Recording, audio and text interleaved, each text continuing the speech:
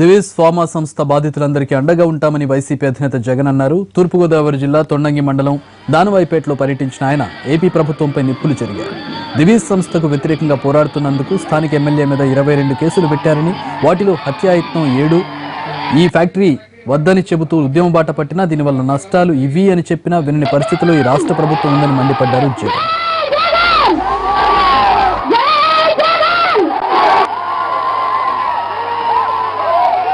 రోజున పోలీస్ జులంతో, ఎందుకంటే రాష్ట్రంలో గతంలో ఎప్పుడు వాళ్ళ భూములు లాక్కోవడము, వాళ్ళకి ఇష్టం లేకపోయినా లాక్కోవడము, వాళ్ళ చెట్లను నరకడము అంటే నిజంగా ప్రజాస్వామ్యంలో ఎక్కడ ఉన్నాము అనేది నిజంగా మన అందరం కూడా ప్రశ్నించుకోవాల్సిన అంశం.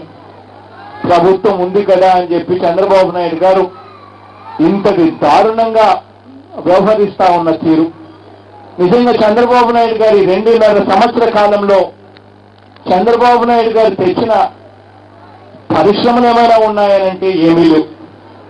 ఆయన ఎటువంటి పరిశ్రమలు తెస్తా ఉన్నాడు అనంటే కేవలం ఈ మాదిరిగా పూర్తిగా అమ్ముడుపోయి